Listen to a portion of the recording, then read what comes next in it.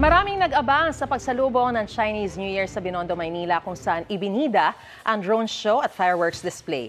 Ang ilan nagtitinda naman ng mga pampaswerte 24 oras ng bukas. Live mula sa Maynila, may unang balita si Bam Alegre. Bam, kung hey Patchoy! Maris, happy Chinese New Year. Naging makulay nga at high-tech yung pagsalubong ng lungsod ng Maynila dito sa Chinese New Year.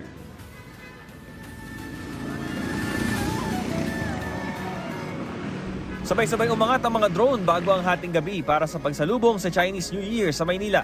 Naging maningning ang drone and light show habang bumubuo ng iba't ibang hugis. Gaya ng mala billboard na logo ng lungsod ng Maynila at ang Year of the Horse ngayon 2026.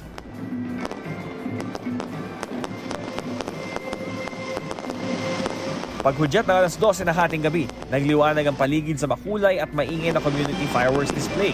Tanaw na tanaw ang mga pailaw mula sa mga tulay ng Ilog Pasig sa Chinatown. Sobrang ganda po.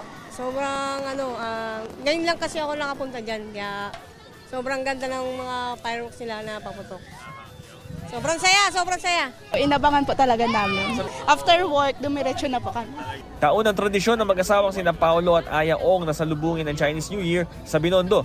Bumiyahe pa sila mula San Jose del Monte, Bulacan para sa perfect attendance. Yearly ginagawa namin to kasi yung husband ko is Chinese po. May blood siya ng Chinese. And we drove here all the way from Bulacan just to witness the fireworks and yung drone. And then tomorrow, dito rin kami ulit eh. Ang dami talaga tao. Usually, ganun naman talaga, yearly, ganun naman talaga yan.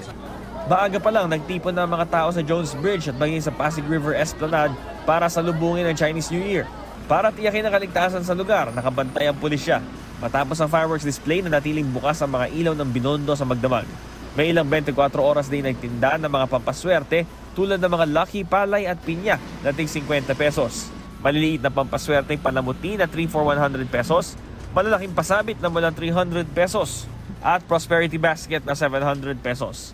Mabibili rin ang tikoy mula 75 hanggang 200 pesos, depende sa size. Sa matagumpay na pagsalubong sa Chinese New Year, kapayapaan ang naging panawagan ni Manila City Mayor Isko Moreno. Happy New Year po sa inyong lahat.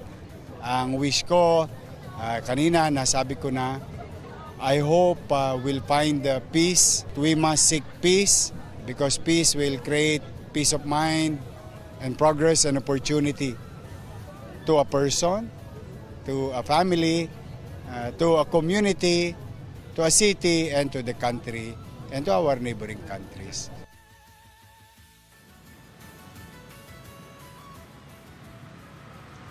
Maris, nagkaroon ng mga road closure nung salubong program. Pero ngayon, all roads accessible na dito sa Binondo na oldest Chinatown sa mundo. Itinatagyan nung panahon ng mga Kastila noong 1594. Ito ang unang balita mula rito sa Chinatown. Bam Alegre para sa GMA Integrated News. Gusto mo bang mauna sa mga balita? Mag-subscribe na sa GMA Integrated News sa YouTube at tumutok sa unang balita.